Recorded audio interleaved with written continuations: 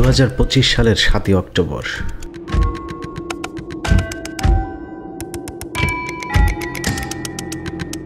ভোর 7টায় এক ভয়ঙ্কর মাফিয়াতন্ত্রের সাক্ষী হয়েছে দেশের আইন আদালত। চুয়াডাঙ্গাতে জয়নব পুতুল নামে এক স্কুল শিক্ষিকাকে বিনা ওয়ারেন্টে তুলে নিয়ে যায় চুয়াডাঙ্গা দর্শনা থানার ভারপ্রাপ্ত কর্মকর্তা তিতুমির। এ সময় পুতুলদের বাসায় ব্যাপক ভাঙচুর চালায় পুলিশের সাথে থাকা সন্ত্রাসী বাহিনী।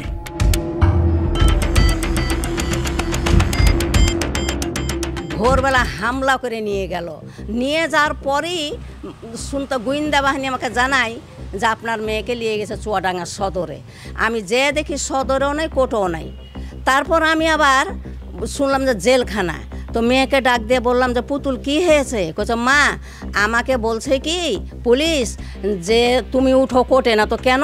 না তো তুমি যে শরীফের নামে মামলা করতে চেয়েছো সেটা পোটাপ করবো।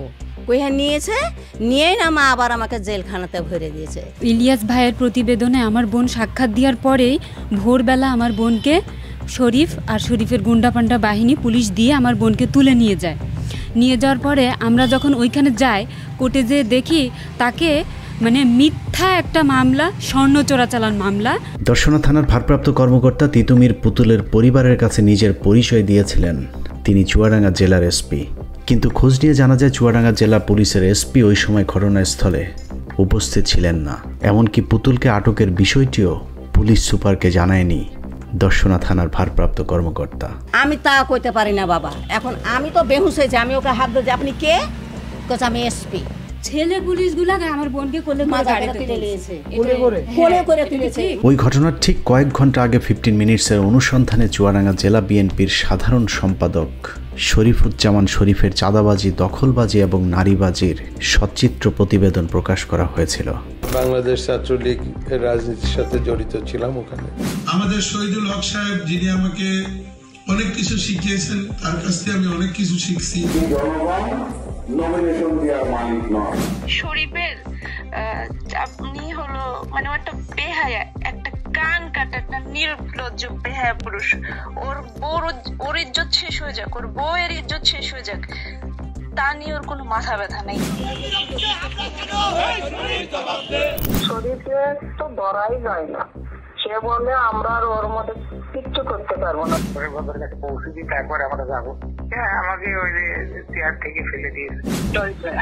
আমাকে চুয়াডাঙ্গায় আধা ঘন্টা রাখবে না। চাঁদাবাজি করতে করতে মনে করেন যে তার ভাই টনি সাহেব, সে সিঙ্গাপুর থাকে, সে টাকা পয়সা আছে, সেটা লবিং করে সেটা রাজনীতির প্ল্যাটফর্ম তাকে দিয়ে। ওই প্রতিবেদনে স্কুল শিক্ষিকা জয়নব পুতুলের কিছু অভিযোগ তুলে ধরা হয়েছিল, যেখানে পুতুল অভিযোগ করেছিলেন শরীফের বিরুদ্ধে বিএনপির সর্বোচ্চ ফোরামে পর্যন্ত তিনি সবকিছু জানিয়েছিলেন। যদি তার বিএনপির কর্মী ছোট বড় যেটি উনি দেখে, তাহলে উনি নিজে হাতে বিচারটা করবে।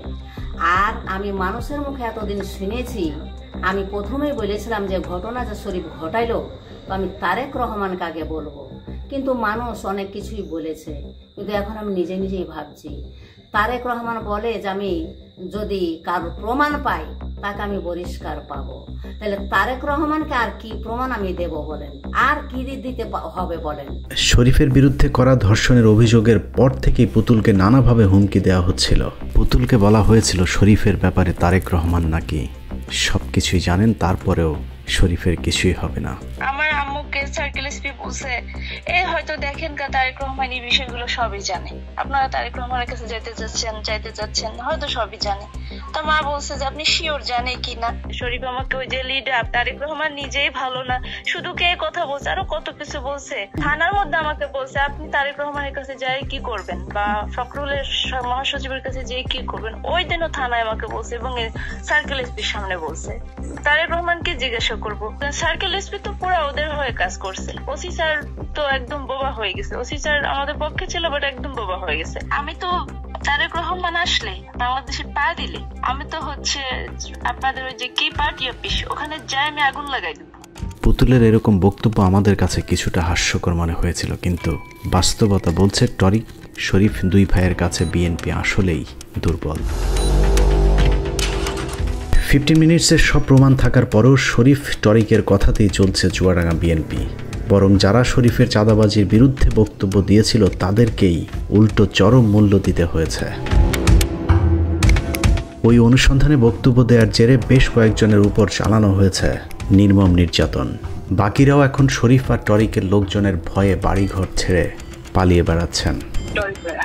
আমাকে চুয়াডাঙ্গায় আধা ঘন্টা রাখবে না। এখন উনি তো আবার যদি আবার এটা শুনে যে আমি আপনাকে বলে দিয়েছি, তখন তো আমাকে আবার কি করবে আল্লাহ জানে। আমি জানি না যে বলছে যে আপনি তো ঘরের ভিতর থাকেন, আপনি বাইরে বের হয়ে দেখেন। বলছে যে আমাদের তো সপ্তাহে আসবে। উনি বলছেন যে রাগান্বিত স্বরে আর কি, চোখ মোড়ায় নিয়ে আর কি যেভাবে কথা বলে মানুষের সাথে সেইভাবে। তো আমি একটা মেয়ে মানুষ। 6 অক্টোবর প্রতিবেদন প্রকাশের পর হিন্দি সিনেমার মতো আইনকে ব্যবহার করেছে শরীফ আর টরিক। ভুক্তভোগী স্কুল শিক্ষিকা পুতুলকে 7 অক্টোবর ভোর 7টায় তুলে নিয়ে যায় পুলিশ। কিছুক্ষণের মধ্যেই পুতুলকে বানিয়ে দেওয়া হয় স্বর্ণ চোরাচালানকারী। পুতুলকে তার বাড়ি থেকে তুলে নিয়ে সোজা তোলা হয় আদালতে। অফিস আদালত খুলবার অনেক আগেই পুতুলকে আদালতে তোলা হয়, যেন সব কিছুই আগে থেকে প্রস্তুত করা ছিল। 29 সেপ্টেম্বরের এক মামলার আসামি দেখিয়ে পুতুলকে তার বাড়ি থেকে সোজা নিয়ে যাওয়া হয় আদালতে। সেদিন চুয়াডাঙ্গা আদালতে ফিরে এসেছিল হাসিনার সেই অন্ধকার যুগের শাসন।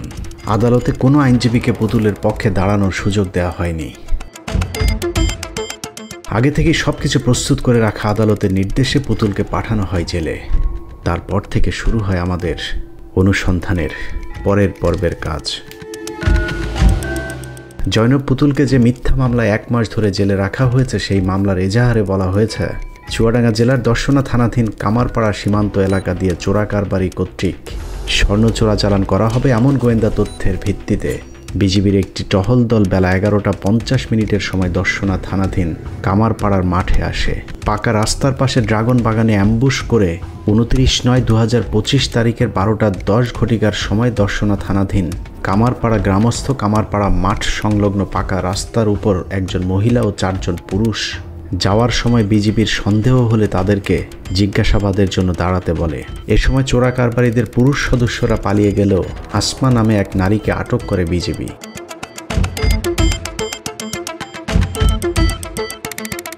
আসমা নামে ওই নারীকে ধরার পর প্রাথমিক জিজ্ঞাসাবাদে তিনি জানান তার কাছে কোনো স্বর্ণ নেই। পরবর্তীতে মহিলা সৈনিক সিপাহী মুসাম্মদ নিগার সুলতানের দ্বারা আটককৃত মুসাম্মদ আসমা বেগমের দেহ তল্লাশি করে তার ভ্যানিটি ব্যাগের ভেতর একটি সিগারেটের প্যাকেট পাওয়া যায়। ওই সিগারেটের প্যাকেটের ভেতরেই 3টি স্বর্ণের বার পাওয়া গিয়েছিল। এছাড়া এজাহারে উল্লেখ করা হয়েছে গ্রেফতারকৃত নারীকে জিজ্ঞাসাবাদ করলে সে তার নাম ও ঠিকানা সহ পলাতক আসামিদের নাম ঠিকানা প্রকাশ করেন। অতএব আসামি আসমা বেগম স্বর্ণ চোরা কারবারির সব সহযোগীদের নাম বিজিবিকে জানিয়েছিলেন। কিন্তু ঘটনার 8 দিন পর 7 অক্টোবর হঠাৎ করেই স্বর্ণ সহ আটক হওয়া সেই আসমা বেগমের দেয়া 164 ধারার জবানবন্দিতে লেখা হয় নাটকের নতুন স্ক্রিপ্ট। অনুসন্ধানে আসমার আসল জবানবন্দি বদলে হাতে লিখে দেয়া মিথ্যা জবানবন্দির একটি কপি আমাদের হাতে এসেছে। সেই জবানবন্দিতে বলা হয়েছে, আমার নাম আসমা বেগম, আমি একজন গৃহিণী। আমার মেয়েকে গান শেখানোর সুবাদে পুতুল ম্যাডামের সাথে পরিচয় হয়। আনুমানিক 1-2 বছর ধরে পুতুল ম্যাডাম এই চোরা কারবারির সাথে জড়িত। পুতুল ম্যাডাম এর আগে 4-5 দিন পূর্বে আমাকে অফার দেয় অনেক টাকার একটি কাজের। আমি তাতে রাজি হইনি। পুতুল ম্যাডাম বাচ্চাদের গান শেখায় দর্শনা গার্লস স্কুলের, সেখানে আমার মেয়েও গান শেখে। সেই সূত্র ধরেই তার সাথে আমার পরিচয়। গতকাল 29/9/2025 তারিখ 11টা থেকে 11:30 সময় পুতুল গার্লস স্কুলের সামনে আমাকে বলে সে একটা জিনিস আছে, এটা কামারপাড়া দর্শনা মোড়ে একজন ছেলে মোটরসাইকেল নিয়ে কালো প্যান্ট গেঞ্জি পরে দাঁড়িয়ে থাকবে এবং তার হাতে সিগারেটের প্যাকেটটা দিয়ে আসতে হবে। সিগারেটের প্যাকেটে স্বর্ণ কতটুকু ছিল আমি জানতাম না। এই সিগারেট প্যাকেট পৌঁছানোর বিনিময়ে আমাকে 2000 টাকা অফার করা হয়েছিল, কিন্তু উক্ত টাকা আমি পাইনি। মাল পৌঁছানোর আগেই বিজিবি আমাকে আটক করেন।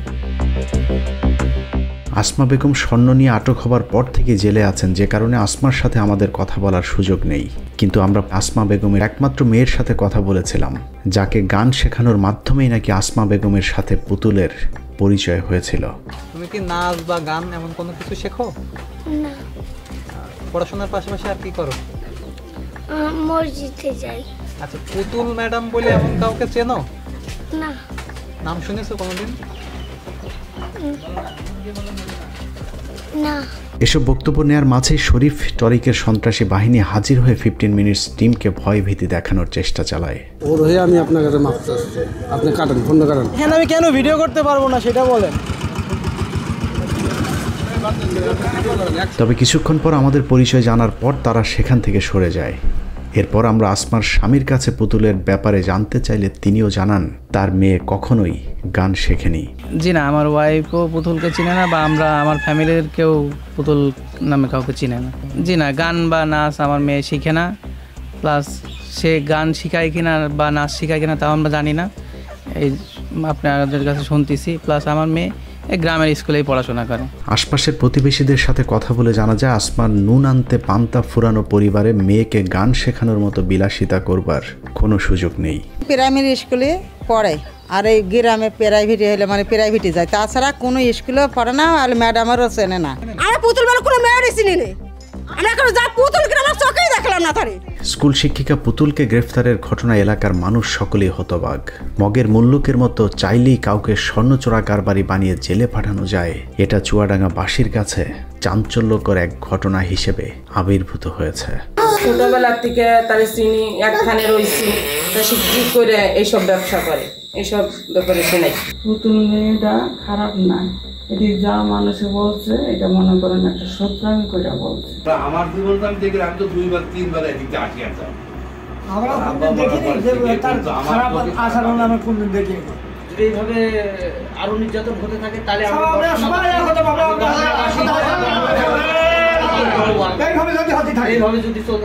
জয়নব পুতুলকে 7 অক্টোবর বাসা থেকে তুলে নিয়ে যাওয়ার ঘটনায় নেতৃত্ব দিয়েছিলেন দর্শনা থানার ওসি তিতুমির।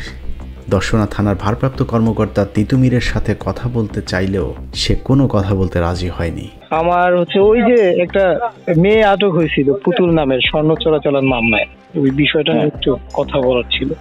না, ও বিষয়ে আমি কোনো কথা বলবো না। মামলা তদন্তাধীন আছে, মামলা তদন্ত শেষ না হওয়া পর্যন্ত কোনো কথা বলা যাবে। ঘটনার পর বিষয়টি পুলিশের ঊর্ধ্বতন কর্মকর্তাদেরকে জানানোর পর পুলিশের তদন্তে দর্শনা থানার ভারপ্রাপ্ত কর্মকর্তার অপরাধের প্রমাণ মিলেছে।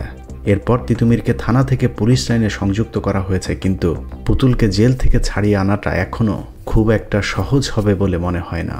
কারণ রাষ্ট্রের সর্বোচ্চ আইন কর্মকর্তার নাম ভাঙিয়ে চুয়াডাঙ্গার আদালতকে ব্যবহার করছে টরিক। বাল্যবন্ধু হবার সুবাদে অ্যাটর্নি জেনারেলের নামের শরীফ আর টরিক এখন আদালত পাড়ায় যা বলে চুয়াডাঙ্গার আদালতে সেটাই আইন। জীবী কেউ না, কেউ হইতে পারে না।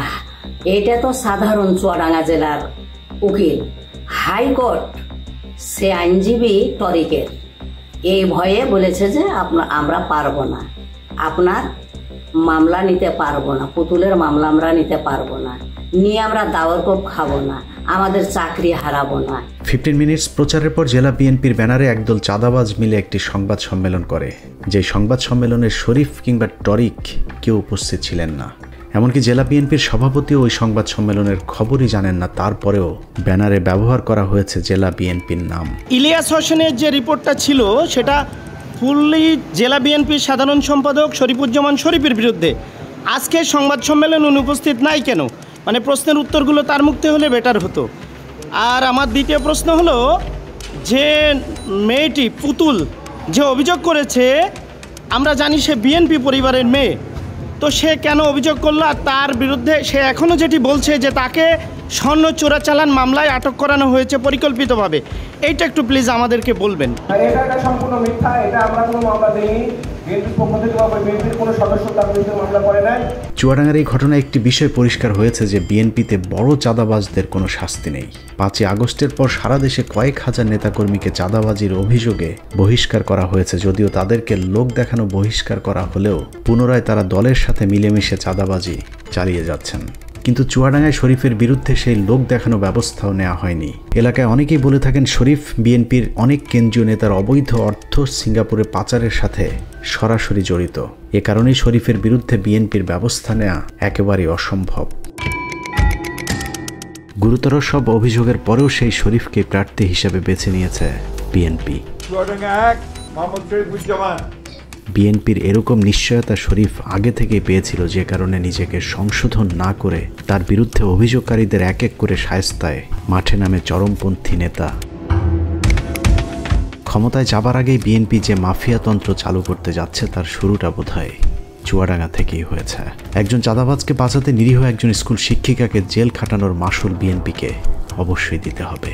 চুয়াডাঙ্গাবাসী নিশ্চয়ই আসন্ন নির্বাচনে মনে রাখবে, ধানের শীষ মানেই শরীফ, শরীফ মানেই চাঁদাবাজ, ধর্ষক। অতএব ধর্ষকের বিরুদ্ধে রায় দিতে চুয়াডাঙ্গাবাসীর প্রতি আহ্বান জানিয়ে শেষ করছে। আল্লাহ হাফেজ।